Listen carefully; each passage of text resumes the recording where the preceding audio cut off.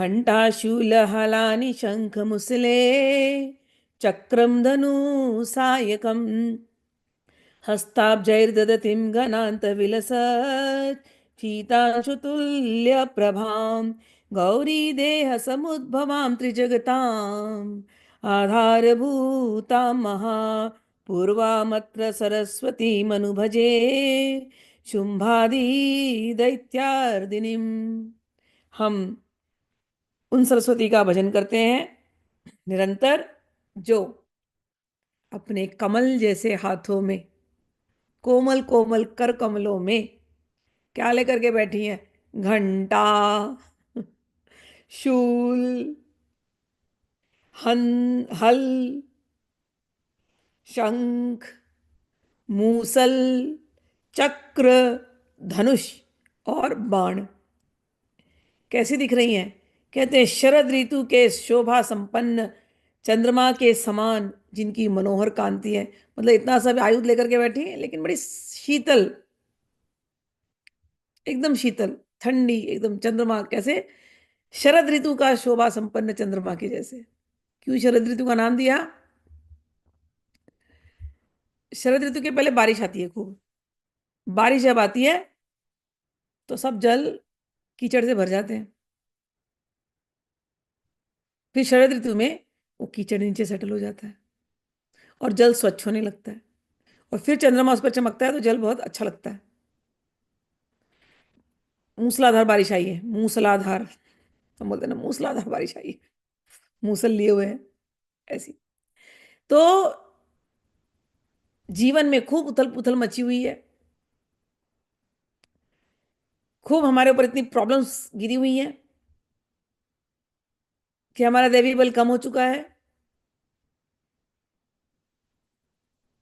तो उस समय पर जो बोलते हैं ना, प्रॉब्लम्स की बरसात जब हुई तो हमने भगवती सरस्वती को याद किया कि हे भगवती सरस्वती, तुम आओ, हमको वो बुद्धि दो, हमको विजडम दो, हमको विवेक दो, वो ज्ञान दो, जिससे हम इन स्थितियों का सामना कर सके। तो पहले हमने काली को याद कर लिया था, महाविकट, मतलब विष्णु भगवान को भी परेशान कर दे ऐसी विकट परिस्थिति। फिर हमने महिषासुर के लिए हमने लक्ष्मी जी को याद किया था। अब शुंभ निशुंभ वध के लिए हम महासरस्वती को याद कर रहे हैं। इनके हाथों में ये सब है। शरद ऋतु की, मतलब कि कीचड़, जीवन का जब कीचड़ सेटल होने लगे, उसके ऊपर जब जल अच्छा स्वच्छ होने लगे, उसमें से कमल खिलते हैं।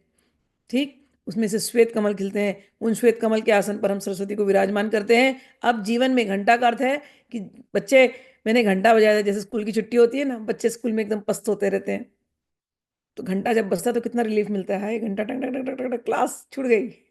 कहने का अर्थ है इस संसार में तुम बड़े पस्त हुए हो, बच्चे टेंशन मत लो, भगवती सरस्वती आ गई है, घंटा बजा रही है भैया, अब तुम्हारी छुट्टी होने वाली है, अब ये प्रॉब्लम से दूर, अब इस बंधन से दूर, अब इस से सब, अब तुम दूर हो जाने वाले हो। इस संसार रूपी स्कूल से छुट्टी बहुत जल्दी मिलने वाली है। अब आनंद का, आनंद ही आनंद आने वाला है।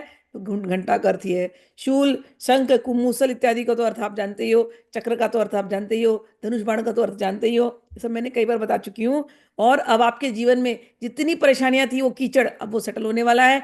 आपका जीवन स्वच्छ निर्मल होने वाला है। जितनी परेशानियां तप तप रहे थे तुम, सब ताप अब शमित होने वाला है। चंद्रमा के जैसे जीवन आपका शांत होने वाला है, सुंदर होने वाला है, मनोहर होने वाला है। ऐसी भगवती सरस्वती का हम आह्वान करते हैं, जो तीनों लोकों की आधारभूता है और शुंभ आदि दैत्यों का नाश करने वाली है, तथा गौरी के शरीर से इनका प्राकट्य हुआ है। और उन माँ सरस्वती को मैं निरंतर भजन करता हूँ।